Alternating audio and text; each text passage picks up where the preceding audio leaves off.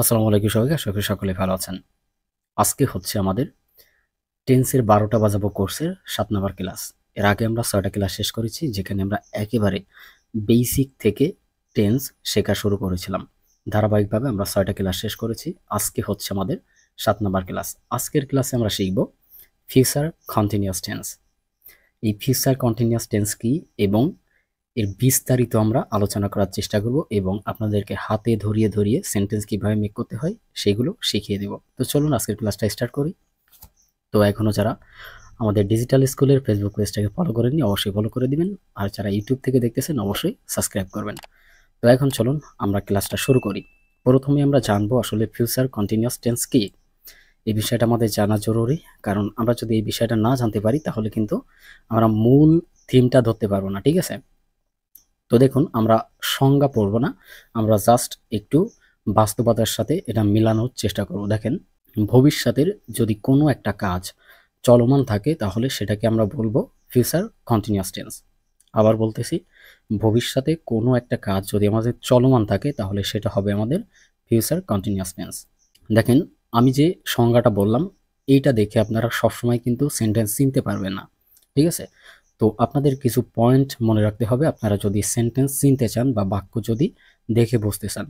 তো প্রথমে দেখুন, আপনারা যদি বাংলা বাক্য দেখে বুঝতে চান তাহলে আপনাদের এই দুইটা পয়েন্ট এখানে মনে রাখা লাগবে।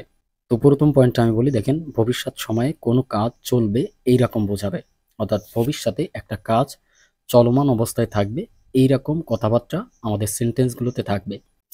দ্বিতীয় যে পয়েন্টটা দেখেন, বাংলা বাক্যের শেষে বলবে অথবা তে থাকবো তে থাকবে এরকমটা বোঝাবে। তো আমরা বাংলা বাক্য দেখে যদি চিনতে চাই তাহলে অবশ্যই আমাদের এই দুইটা পয়েন্টকে একটু মাথায় রাখতে হবে। এরপরে দেখুন, আমরা যদি ইংলিশ বাক্য দেখে চিনতে চাই, কারণ অনেক সময় আমরা বিভিন্ন প্যাসেজ রিডিং পড়ি, তখন কিন্তু আমাদের এই টেন্সগুলো সেখানে ব্যবহৃত হয়।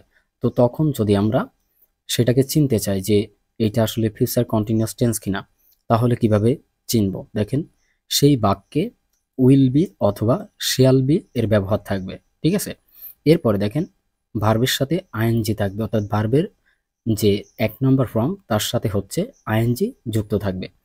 আমরা এই বিষয়গুলো এই এক্সাম্পলের মাধ্যমে প্র্যাকটিক্যালি দেখব, তাহলে আমরা আরো ভালোভাবে বিষয়গুলো বুঝতে পারবো। ঠিক আছে, এখন আপনারা অনেকেই হয়তো বুঝতে পারবেন না যে আসলে ভার্বের ১ নম্বর ফর্ম কি। আমি প্রত্যেকটা ক্লাসে এই বিষয়টা বলেছি, এখন একটু বলে দিই। দেখেন, এখানে দেখেন আমরা একটা ভার্ব রেখেছি এবং তার ৩টা ফর্মকে এখানে ব্যবহার করেছি। প্রথমে দেখেন পেলে, এই পেলেটা হচ্ছে আমাদের ভার্বের ১ নম্বর রূপ, যেটাকে আমরা মেন ভার্ব বলি। ঠিক আছে, এই ২ নম্বর রূপ দেখেন প্লেইড এবং ৩ নম্বর রূপ দেখেন প্লেইড, অর্থাৎ সেম। কিন্তু সব ভার্বে আমাদের কিন্তু এই ২ নম্বর রূপ এবং ৩ নম্বর রূপ কিন্তু সেম থাকবে না। ঠিক আছে, এর জন্য আমাদের কি করতে হবে, আমাদের ভার্বের লিস্টটা পড়তে হবে, তাহলে আমরা বুঝতে পারবো যে কোন ভার্বের ২ নম্বর রূপ কেমন হয়, ৩ নম্বর রূপ কেমন হয়। ঠিক আছে, এই বিষয়গুলো আমরা সেখান থেকে জানতে পারবো। তো এই বিষয়গুলো আপনারা জেনে নেবেন। এখন আসেন যে আমরা বাংলা থেকে ইংলিশে কিভাবে করব। ঠিক আছে, আমরা ধরে নিলাম একটা বাক্য দেখে আমরা চিনতে পারলাম এটা হচ্ছে ফিউচার কন্টিনিউয়াস টেন্স। তো এখন এটাকে যদি আমরা ইংলিশে ট্রান্সলেট করতে চাই তাহলে কিভাবে করব সে বিষয়টা আমাদের জানতে হবে। তো এর জন্য দেখেন আমাদের একটা স্ট্রাকচার জানতে হবে, কারণ সেন্টেন্স মেকিং এর যে স্ট্রাকচার আছে, যে নিয়ম আছে, সেটা আমাদের ফলো করতে হবে। আমরা যদি এটা ফলো না করি তাহলে আসলে আমরা কখনোই কিন্তু বাংলা বাক্য থেকে ইংলিশ বাক্যে রূপান্তরিত করতে পারবো না। ঠিক আছে, তো স্ট্রাকচারটা কি চলুন সেটা এখন দেখি। দেখেন, প্রথমে আমাদের একটা সাবজেক্ট নিতে হবে, তারপরে দেখেন উইল বি অথবা শ্যাল বি যে কোনো একটাকে আমরা ব্যবহার করব। আমরা উইল বিকেও ব্যবহার করতে পারি, শ্যাল বিকেও ব্যবহার করতে পারি। ঠিক আছে, এই দুটার ভিতরে কোনো পার্থক্য নেই। এখন আমাদের দেশে দেখেন উইল বিটা বেশি ব্যবহৃত হয়, এই জন্য আমরা উইল বি দিয়ে সব বাক্যগুলো দেখব। আমাদের দেশে তেমন শ্যাল বিটা ব্যবহৃত হয় না। ঠিক আছে, এরপরে দেখেন আমাদের কি করতে হবে, মেন ভার্বের সাথে অর্থাৎ ভার্বের ১ নম্বর ফর্মের সাথে আমাদের কি করতে হবে, আইএনজি যোগ করতে হবে। তারপরে আমাদের একটা এক্সটেনশন বা অবজেক্ট নিতে হবে। এখানে এক্সটেনশন লেখার কারণ কি, আমরা সকলেই জানি যারা ধারাবাহিকভাবে ক্লাসগুলো দেখেছি। দেখেন, সাবজেক্ট সব বাক্যে আমাদের বসে না, কিছু কিছু ক্ষেত্রে আমাদের বিভিন্ন ধরনের ফ্রেজ বসে অবজেক্ট হিসাবে, তারপরে হচ্ছে অ্যাডভার্ব বসে, অ্যাডভার্বাল বসে। সেই ক্ষেত্রে আমরা যদি সরাসরি এখানে অবজেক্ট লিখি তাহলে বিষয়টা আমাদের ভুল হবে। ঠিক আছে, তো আশা করি বুঝতে পেরেছেন যে স্ট্রাকচারটা এখানে কিভাবে গঠিত হয়েছে। এখন আমরা এই স্ট্রাকচারের সাথে মিলিয়ে আমাদের এখানে যে এক্সাম্পলগুলো আছে সবগুলো এক্সাম্পলের আমরা ইংলিশ করার চেষ্টা করব। তো চলুন এখন আমরা উদাহরণগুলো দেখার চেষ্টা করি। তো প্রথমে দেখেন আমি এখানে আপনাদেরকে 10টা এক্সাম্পল দেখাবো এবং আপনাদের 10টা এক্সাম্পল বাড়ির কাজ থাকবে, অর্থাৎ এই ক্লাসটা দেখার পরে আপনারা সেই 10টা সেন্টেন্স নিজে নিজে করার চেষ্টা করবেন, তাহলে দেখবেন যে এই ফিউচার কন্টিনিউয়াস টেন্স নিয়ে আপনাদের আর কোনো সমস্যা থাকবে না। তো চলুন আমরা প্রথম এক্সাম্পলটা দেখার চেষ্টা করি। দেখেন, আমি কাল আমার পরীক্ষার জন্য পড়াশোনা করতে থাকব। এই যে বাংলা বাক্যটা, এইটা দেখে আপনারা কি বুঝতেছেন? দেখেন এখানে একটা চলমান কাজ আছে, সেই কাজটা কি? দেখেন পড়াশোনা করতে থাকবো। এই যে পড়াশোনা করতে থাকবো, এই কাজটা কখন? দেখেন ভবিষ্যতে, মানে ভবিষ্যতে এই কাজটা আমি করতে থাকবো। বাংলা বাক্যের শেষে দেখেন বো আছে, আমরা এখানে বলেছিলাম বাংলা বাক্যের শেষে বো অথবা বে থাকবে, অথবা তে থাকবো, তে থাকবে, এরকমটা থাকবে, ঠিক আছে? তো আমাদের এই বিষয়টার উপরে বেশি গুরুত্ব না দিয়ে যে বিষয়টার উপর বেশি গুরুত্ব দিতে হবে সেটা হচ্ছে দেখেন ভবিষ্যৎ সময়ে কোনো কাজ চলতে থাকবে, মানে চলমান অবস্থা থাকবে, তাহলে আমরা ভালোভাবে বুঝতে পারবো। তো এই বিষয়টাকে আপনারা একটু মাথায় রাখবেন। তো তাহলে এই বাক্যটা কিন্তু ভবিষ্যতের একটা কথা বলতেছে এবং এইটা একটা চলমান কাজ, ঠিক আছে? তো এখন যদি আমরা এটাকে ইংলিশ করতে চাই তাহলে কিভাবে করব? দেখেন প্রথমে আমাদের সাবজেক্ট খুঁজে বের করতে হবে। প্রত্যেকটা সেন্টেন্সের ক্ষেত্রে আমাদের প্রথমে সাবজেক্ট লাগবে। তো সাবজেক্ট কি? সাবজেক্ট আমরা এর আগে জেনেছি, তারপরেও আমি এখানে বলে দিই। দেখেন, যে কাজটা করে অথবা যার সম্পর্কে কোনো কিছু বলা হয় সেই হচ্ছে সাবজেক্ট। ধরুন আমি যদি একটা কাজ করি, এই যে আমি ভিডিও বানাচ্ছি, এই যে ভিডিও বানানোর কাজটা আমি করতেছি, তাহলে এখানে আমি সাবজেক্ট। এখন আপনি একটু চিন্তা করে দেখেন তো এখানে কার কথা বলা হচ্ছে? আমার কথা। তাহলে নিশ্চয়ই বুঝতে পারতেছেন আমি সাবজেক্ট।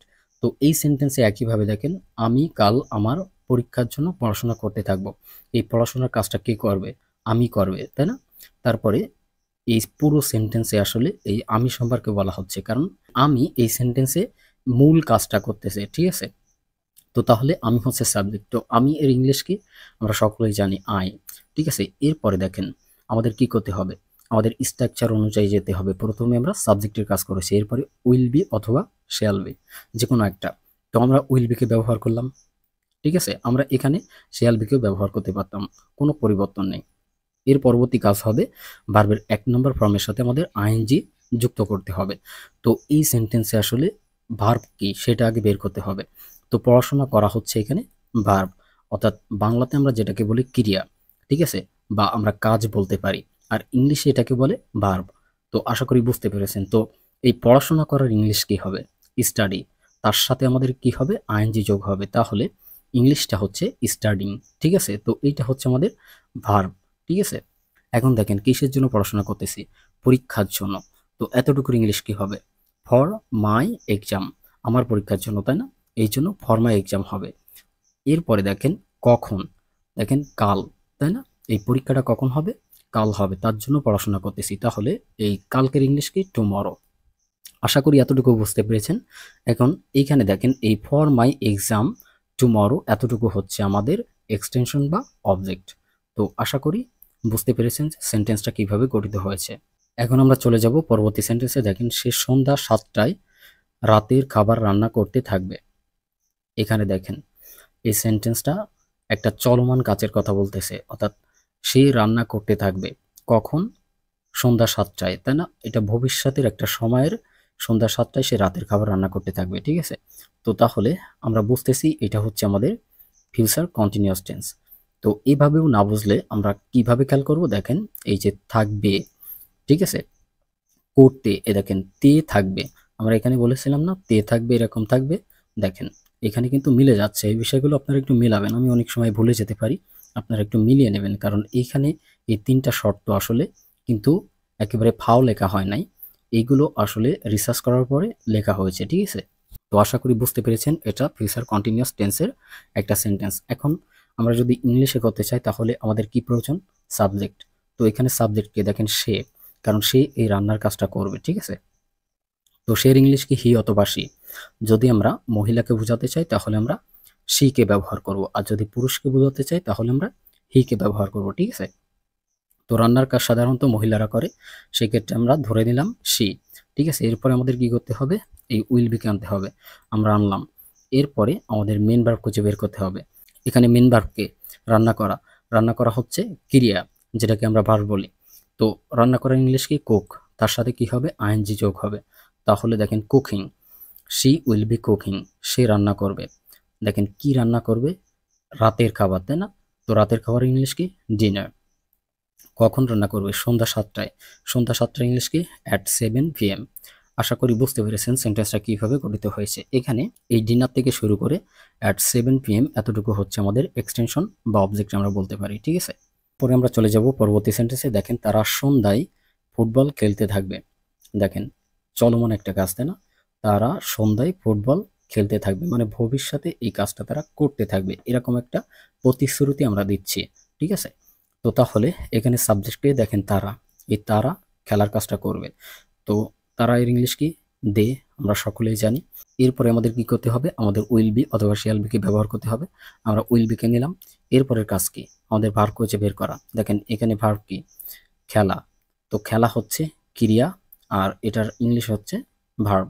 তো এই খেলার ইংলিশকে আমরা সকলেই জানি প্লে, তার সাথে কি হবে? আইএনজি হবে, প্লেয়িং, ঠিক আছে? দে উইল বি প্লেয়িং, তারা খেলতে থাকবে। কি খেলতে থাকবে? দেখেন ফুটবল। তো আমরা এখানে লিখলাম ফুটবল। দেখেন কখন খেলতে থাকবে? সন্ধ্যায়। তো সন্ধ্যার ইংলিশ কি? In the evening. আশা করি বুঝতে পেরেছেন সেন্টেন্সটা কিভাবে গঠিত হয়েছে। এখানে ফুটবল থেকে শুরু করে ইন দ্য ইভিনিং পর্যন্ত আমাদের হচ্ছে এক্সটেনশন। এখন চলে যাব আমরা পরবর্তী সেন্টেন্সে। দেখেন আমরা পরের সপ্তাহে ঢাকায় ভ্রমণ করতে থাকব। দেখেন আগে থেকে বলে রাখতেছি যে আমরা পরের সপ্তাহে ঢাকায় ভ্রমণ করতে থাকব। এই যে করতে থাকবো একটা চলমান অবস্থা, আমরা ক্লিয়ারভাবে বুঝতে পারতেছি এটা ফিউচার কন্টিনিউয়াস টেন্স। দেখেন এই বাক্যে সাবজেক্টকে আমরা, এই আমরা ভ্রমণের কাজটা করব, ঠিক আছে? তো তাহলে আমরা এর ইংলিশ কি? আমরা জানি উই। এরপরে কি করতে হবে? উইল বিকে আনতে হবে, আমরা আনলাম। এরপর দেখেন আমাদের ভার্ব খুঁজে বের করতে হবে। তো এখানে ভার্ব কি? দেখেন ভ্রমণ করা, ভ্রমণ করা ইংলিশ কি? ভিজিট, তাই না? অথবা ট্রাভেল, ঠিক আছে? তো ট্রাভেলের সাথে আমাদের কি করতে হবে? আইএনজি যোগ করতে হবে, ঠিক আছে? তো তাহলে এখানে হয়ে যাবে ট্রাভেলিং। তো তাহলে দেখেন দে উইল বি ট্রাভেলিং, তারা ভ্রমণ করতে থাকবে। কোথায় ভ্রমণ করতে থাকবে? ঢাকায়। তাহলে এর ইংলিশ কি হবে? টু ঢাকা। এরপর দেখেন কখন ভ্রমণ করতে থাকবে? দেখেন পরের সপ্তাহে। তো পরের সপ্তাহের ইংলিশ কি হবে? নেক্সট উইক, ঠিক আছে? তো এইখানে এই টু ঢাকা, নেক্সট উইক এতটুকু হচ্ছে আমাদের এক্সটেনশন বা অবজেক্ট। দেখেন আমাদের প্রত্যেকটা সেন্টেন্স কিন্তু এই স্ট্রাকচার মেনেই গঠিত হচ্ছে, এই বিষয়টা লক্ষ্য রাখবেন। এরপরে আমরা চলে যাব পরবর্তী সেন্টেন্সে। দেখেন সে আজ রাতে একটি সিনেমা দেখতে থাকবে। আজ রাতে কি করবে? সিনেমা দেখতে থাকবে। দেখেন তে থাকবে, চলমান অবস্থা, তাই না? তাহলে আমরা বুঝতে পারতেছি এটা হচ্ছে ফিউচার কন্টিনিউয়াস টেন্সের একটা সেন্টেন্স। এখন আমরা যদি এটা ইংলিশে করতে চাই তাহলে আমাদের প্রথমে লাগবে সাবজেক্ট। তো সাবজেক্টকে সে, এই সে দেখার কাজটা করবে। তো সে এর ইংলিশ কি? হি অথবা সি। ধরে নিলাম এই দেখার কাজটা একজন পুরুষ করবে বা একটা ছেলে করবে, সেক্ষেত্রে আমরা সাবজেক্ট হিসাবে হি কে ব্যবহার করব। এরপরে আমরা কি করব? আমাদের উইল বি কে আনব। সাবজেক্টের কাজ শেষ হওয়ার পরে আমাদের পরবর্তী অংশে চলে যেতে হবে, ঠিক আছে? তো আমরা উইল বি কে নিলাম।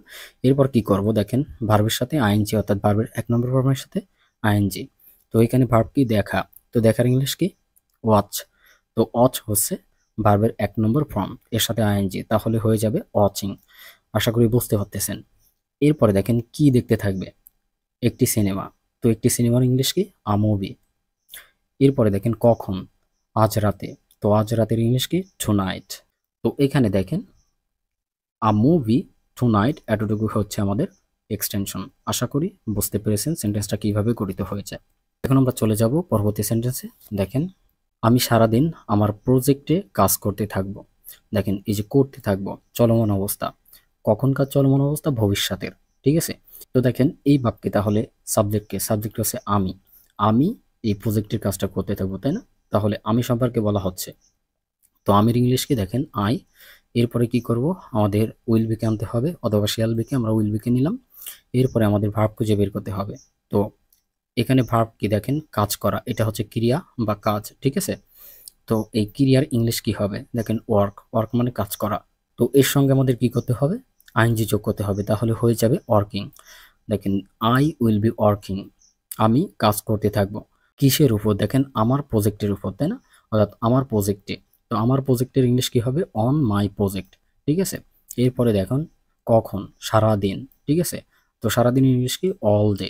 ঠিক আছে, তো এখানে দেখেন on my project all day, এতটুকু হচ্ছে আমাদের এক্সটেনশন। আশা করি বুঝতে পেরেছেন সেন্টেন্সটা কিভাবে গঠিত হয়েছে। এরপরে আমরা চলে যাব পরবর্তী সেন্টেন্সে। দেখেন সে বিকেলে একটি মিটিংয়ে যোগ দিতে থাকবে। দেখেন দিতে থাকবে, আমরা এখানে মেলাবো। ঠিক আছে, তাহলে এটা হচ্ছে একটা চলমান অবস্থা।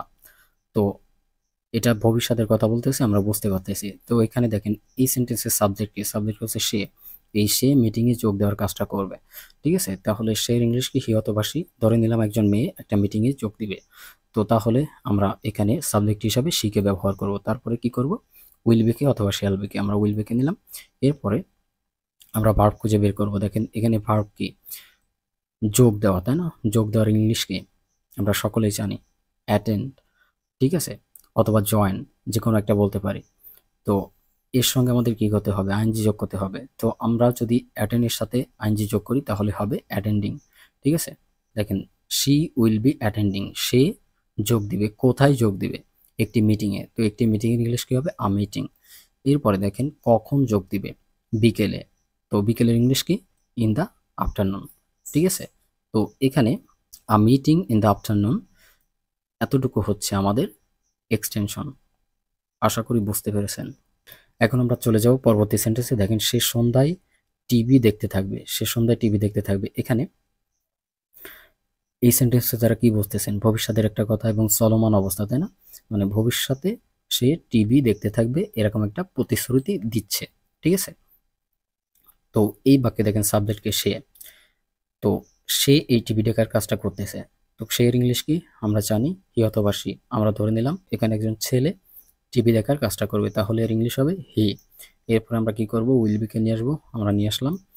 এরপরে আমরা ভার্ব খুঁজে বের করব, অর্থাৎ ভার্বের 1 নাম্বার রুটটা এখান থেকে বের করতে হবে। তো দেখেন টিভি দেখার ইংলিশ কি? ওয়াচ। ঠিক আছে, তো ওয়াচের সঙ্গে আমাদের কি করতে হবে? আইএনজি যোগ করতে হবে, তাহলে হয়ে যাবে ওয়াচিং। এরপরে দেখেন কি দেখবে? টিভি। আমরা টিভিকে নিলাম, কখন দেখবে? সন্ধ্যায়। তো ইন দ্য ইভিনিং।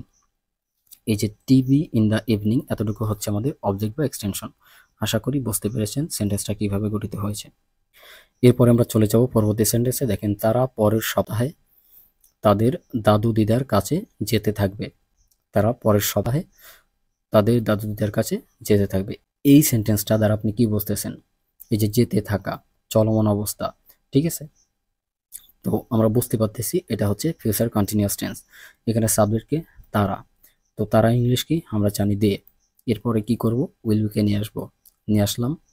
এরপরে আমরা ভার্ব খুঁজে বের করব। দেখেন যেতে থাকা, এর ইংলিশ কি হবে? যেহেতু দাদু দিদার বাড়িতে যাবে, নিশ্চয়ই বেড়াতে যাবে, সেই জন্য আমরা এখানে ভার্বকে ব্যবহার করব ভিজিট। ঠিক আছে, তো ভিজিট, গো মানে যাওয়া, আবার ভিজিট মানেও অনেক ক্ষেত্রে যাওয়া, অর্থাৎ যখন বেড়াইতে যাই তখন সেটাকে আমরা ভিজিট দিলে আরও ভালোভাবে বোঝা যায় বা এটা ভালোভাবে যায়। ঠিক আছে, তো তাহলে আমরা ভিজিটকে বসাবো এবং তার সঙ্গে কি করব? আইএনজি যোগ করব, তাহলে হয়ে যাবে ভিজিটিং। এরপরে দেখেন আমাদের এক্সটেনশন বা অবজেক্ট খুঁজে বের করতে হবে। দেখেন এই সেন্টেন্সে এক্সটেনশন বা অবজেক্ট কতটুকু? পরের সপ্তাহান্তে তাদের দাদু দিদার কাছে, তাই না? তো দেখেন আমরা প্রথমে তাদের দাদু দিদার কাছে এতটুকু করে নেব। তো এতটুকু ইংলিশ কি হবে? দেয়ার গ্র্যান্ড প্যারেন্টস। দেয়ার গ্র্যান্ড প্যারেন্টস, তাদের দাদু দিদার কাছে। কখন যাবে? দেখেন পরের সপ্তাহান্তে, তাহলে এর ইংলিশ কি হবে? Next weekend. ঠিক আছে, নেক্সট উইকেন্ড। তো এখানে দেয়ার গ্র্যান্ড প্যারেন্টস নেক্সট উইকেন্ড, এতটুকু হচ্ছে অবজেক্ট বা এক্সটেনশন। আশা করি বুঝতে পেরেছেন সেন্টেন্সটা কিভাবে গঠিত হয়েছে। এরপরে আমরা চলে যাব আমাদের লাস্ট সেন্টেন্সে। দেখেন আমরা পরের মাসে আমাদের বার্ষিকী উদযাপন করতে থাকব। দেখেন এই যে করতে থাকা, একটা চলমান অবস্থা, কখনকার? ভবিষ্যতের। তো এই সেন্টেন্সে সাবজেক্টকে দেখেন আমরা, তাই না? আমরা এই উদযাপন করার কাজটা করবে। তো আমরা ইংলিশ কি? উই। আমরা উইকে বসালাম, এরপরে কি করব? উইল বিকে আনবো। এরপরে আমাদের ভার্ব খুঁজে বের করতে হবে। দেখেন উদযাপন করা, অর্থাৎ বার্ষিকী উদযাপন করা। এই উদযাপন করার ইংলিশ কি? আমরা সকলেই জানি সেলিব্রেট, তাই না?